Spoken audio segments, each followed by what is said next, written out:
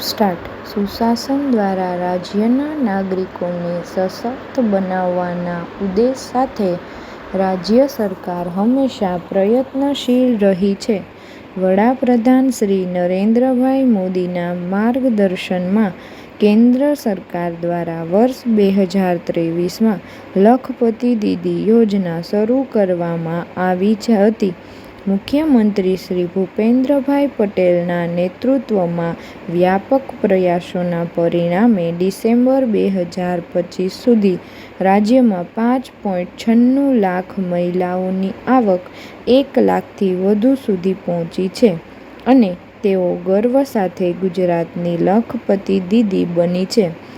Paragraph. સુશાસનનો અર્થ માત્ર નીતિ ઘડતર નહીં પરંતુ નીતિઓના અસરકારક અમલીકરણને સમાજના છેવાડાના નાગરિક સુધી પારદર્શિતા અને સંવેદનશીલતા સાથે પહોંચાડવો એવો થાય છે.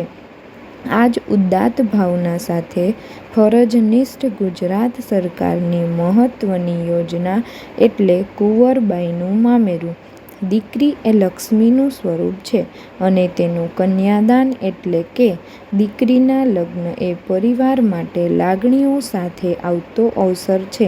આ પ્રસંગે અનુસૂચિત જાતિના પરિવારોને આર્થિક ચિંતા ન રહે તે માટે ગુજરાત સરકારની આ યોજના વરદાનરૂપ સાબિત થઈ રહી છે. મુખ્યમંત્રી શ્રી ભૂપેન્દ્રભાઈ પટેલના સુશાસનમાં રાજ્ય સરકાર દ્વારા છેલ્લા 5 વર્ષમાં 52,000થી વધુ અનુસૂચિત જાતિની દીકરીઓને રૂ60 કરોડથી વધુની સહાય આપવામાં આવી છે. પુનઃલગ્નના કિસ્સામાં પણ દીકરીઓને આ યોજનાનો લાભ આપીને સુશાસનનું ઉત્તમ ઉદાહરણ પૂરું પાડવામાં આવ્યું છે. પેરેગ્રાફ. સહાયના ભાગરૂપે દીકરીના લગ્ન પ્રસંગે રૂ12,000ની સહાય ડીબીટી દ્વારા સીધી લાભાર્થીના બેંક ખાતામાં જમા કરવામાં આવે છે. યોજનાનો લાભ વધુને વધુ જરૂરિયાતમંદ પરિવારો સુધી પહોંચે તે માટે સરળ માપદંડ રાખવામાં આવ્યા છે, જેમાં શહેરી અને ગ્રામીણ બંને વિસ્તાર માટે રૂ6 લાખની આવક મર્યાદા છે. એક કુટુંબમાં વધુમાં વધુ 2 દીકરીઓના લગ્ન માટે આ યોજનાનો લાભ આપવામાં આવે છે. પેરેગ્રાફ. અરજીની પ્રક્રિયા ઝડપી અને પારદર્શી બનાવવા અરજીઓ ઓનલાઈન સ્વીકારવામાં આવે છે. પાત્રતા ધરાવતા નાગરિકો લગ્નના 2 વર્ષની અંદર પોર્ટલ પર સરળતાથી ઓનલાઈન અરજી કરી શકે છે. દીકરીનો પરિવાર સન્માન સાથે લગ્નવિધિ કરી શકે તે માટે આ સહાય આપવામાં આવે છે. આ સહાય ગરીબ અને મધ્યમ વર્ગીય પરિવારોને લગ્નના આયોજન ખરીદીમાં રાહત આપે છે. આ યોજના દ્વારા મળતી સહાય દીકરીને આત્મસન્માન અને ગૌરવ સાથે પોતાનું નવું જીવન શરૂ કરવામાં મદદરૂપ થાય છે.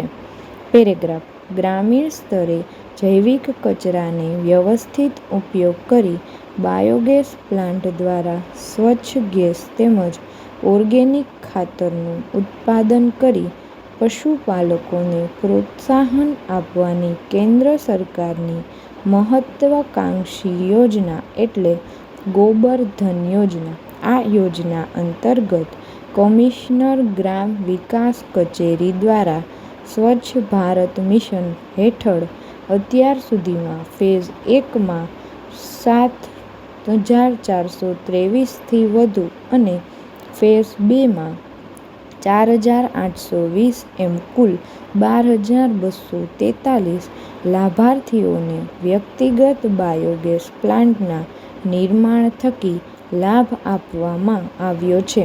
પેરેગ્રાફ. રાજ્યમાં ગ્રામીણ સ્તરે વધુમાં વધુ નાગરિકો ગોબર ધન યોજનાનો લાભ લઈ શકે તે માટે મુખ્યમંત્રી શ્રી ભૂપેન્દ્રભાઈ પટેલના નેતૃત્વમાં રાજ્ય સરકાર દ્વારા વર્ષ 2024-25 અને 25-26માં 50 ક્લસ્ટર માટે 10,000 પ્લાન્ટ સ્થાપવા ₹25.50 કરોડની નવી બાબતની 100% રકમ રાજ્ય ફાળા તરીકે મંજૂર કરાઈ છે. કુલ ₹42,000ના ખર્ચે 2 ઘનમીટર ક્ષમતાવાળો બાયોગેસ પ્લાન્ટ તૈયાર થાય છે, જે બનાવવા માટે લાભાર્થીઓએ ₹5,000 કેન્દ્ર અને રાજ્ય સરકાર દ્વારા ₹25,000 તેમજ મનરેગા હેઠળ ₹12,000નો ફાળો આપવામાં આવે છે. આમ, લાભાર્થી માત્ર ₹5,000નું રોકાણ કરીને બાયોગેસ પ્લાન્ટનું નિર્માણ કરી શકે છે.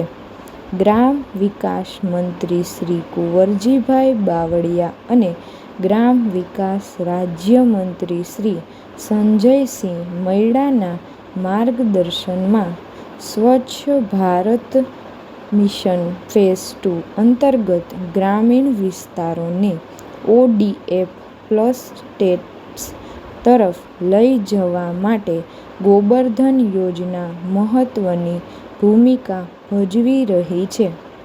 પેરેગ્રાફ ગ્રામ્ય અર્થતંત્રને વધુ મજબૂત અને સમૃદ્ધ બનાવવામાં પશુપાલન ક્ષેત્રે એક મહત્વપૂર્ણ આધારસ્તંભ પુરવાર થઈ રહ્યું છે.